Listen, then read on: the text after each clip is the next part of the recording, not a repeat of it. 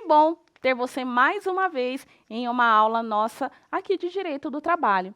Nós vamos dar continuidade hoje da relação de empregado e empregador, as características, né, de um empregado, as características que um trabalhador tem que ter para ser considerado ali empregados.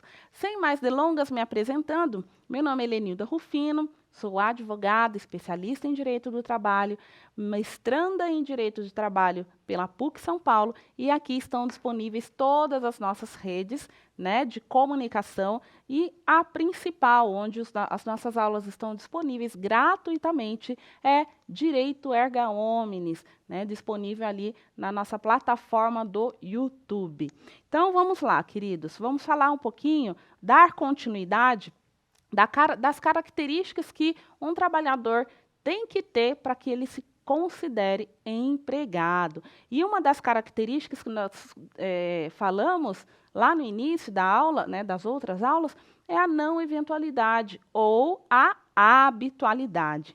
O que quer dizer isso, professora? Não eventualidade ou habitualidade. Isso significa, queridos, que o direito aqui no Brasil, o direito brasileiro, ele prioriza, ele prestigia a teoria dos fins da empresa. Guarde isso, isso cai em prova e é exigido em concursos, ok?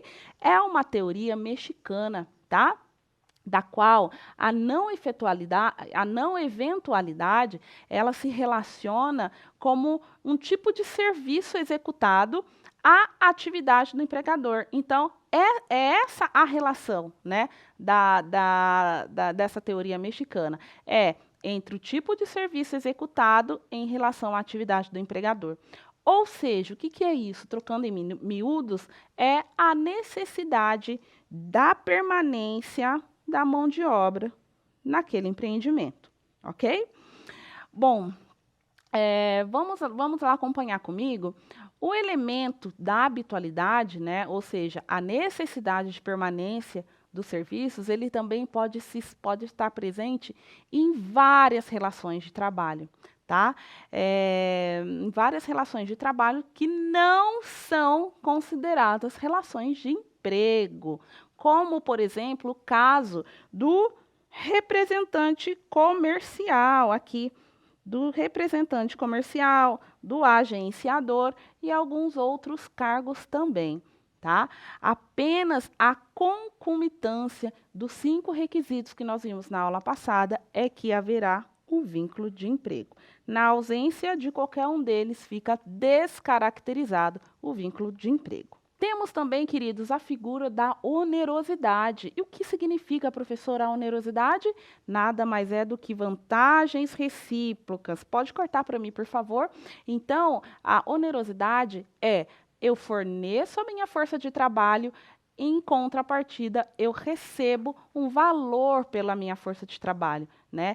Então, queridos, o que nós temos que ter em mente é que não existe contrato de emprego gratuito, tá? O que existe sim é um trabalho voluntário, que é uma outra questão que nós vamos discutir numa aula posterior. Mas o contrato de emprego gratuito, ele definitivamente não existe, tá? Ou seja, aqui quando a gente pega aqui, né, que o trabalho gratuito ele é efetuado apenas em virtude da fé, do altruísmo, né, da ideologia, de uma caridade. Então, com uma finalidade social, tá? O trabalho voluntário, ele não tem qualquer vantagem para o trabalhador. Ele apenas se doa o seu tempo e doa, né, ali a sua força produtiva por todas essas questões que eu passei para vocês aqui, que está no nosso slide, tá? A onerosidade também, queridos, do contrato de trabalho, ela é traduzida pelo pagamento de salário em pecúnia, né, ou parcialmente o salário in natura, que também nós falamos na aula passada. O salário in natura, ele é permitido desde que não ultrapasse 30% do salário do empregado, tá? Então, um empregado, ele não pode receber 80% de salário in natura, que no caso seria carro, moradia, e receber apenas 20% em cash, em dinheiro, tá? Isso não pode acontecer. O pagamento in natura, ele apenas é permitido desde que não ultrapasse os 30%. Bom, um trabalhador, gente, um trabalhador que executa serviços em troca de moradia, tá? Ele o faz de forma onerosa também, tá? Então, assim, olha, eu sou um trabalhador, estava desempregado, não tinha onde morar, e aí eu fui pedir trabalho para um conhecido ali que tinha uma fazendinha lá no interior, e eu passei a trabalhar para ele em troca dele me dar um teto e comida. Tá? Então, eu passei a trabalhar para ele em troca de alimento e em troca de moradia. Esse trabalho é um trabalho oneroso? Sim, ele é um trabalho oneroso, mas é um trabalho irregular. Tá? A paga desse trabalho, ela é completamente irregular, ok? Então, vamos ler o que diz lá no artigo 82, na tela cheia, por favor. O artigo 82, ele diz que quando o empregador fornecer in natura uma ou mais parcelas do salário mínimo, o salário em dinheiro será determinado pelas formas SD igual SM, né, menos o salário em pecúnia, né, em que SD representa o salário em dinheiro e SM representa o salário mínimo.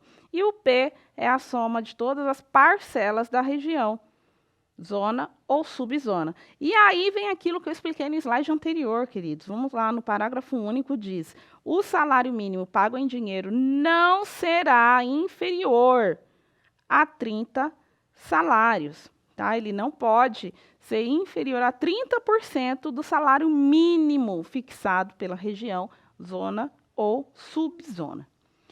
Prosseguindo, gente, nós temos também a respeito da onerosidade, nós temos dois aspectos, tá? Nós temos o aspecto objetivo e nós temos o aspecto subjetivo. O aspecto objetivo nada mais é do que o tipo de trabalho em si, a finalidade daquele trabalho, tá?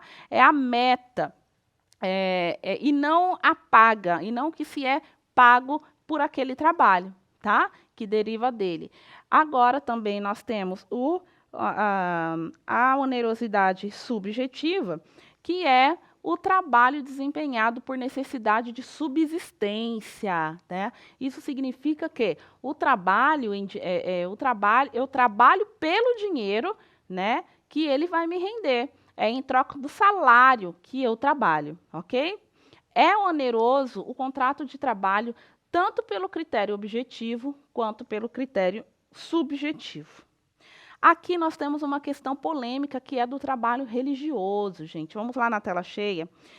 Nesse caso, nós colocamos aqui, né, o caso do pastor, do padre, do representante religioso, tá? Caso essas figuras recebam um salário em dinheiro, tá? Recebam também moradias ou vantagens em troca do serviço prestado, o trabalho ele é oneroso, tá?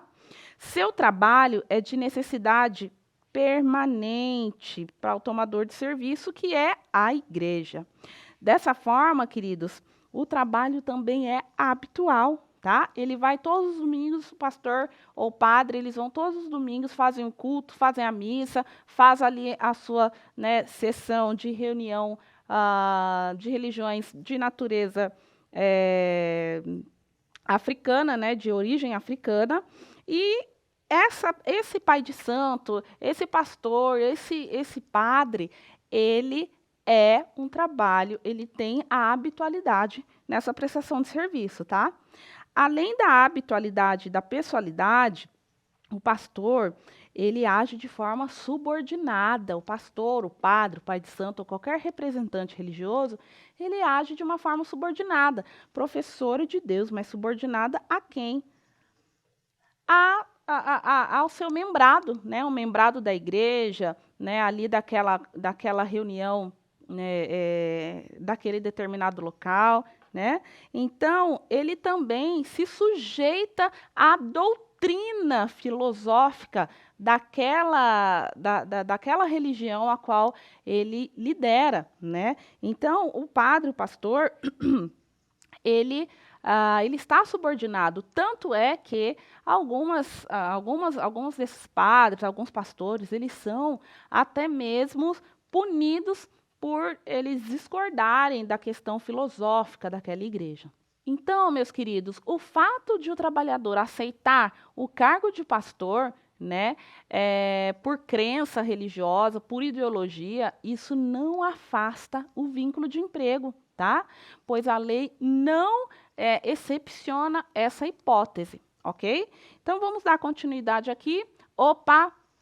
Na próxima aula.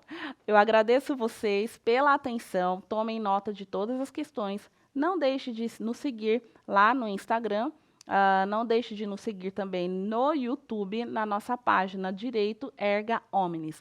Muito obrigada, até a próxima aula. Fiquem todos com Deus e não deixem de cuidar bem da sua família. Tchau, tchau.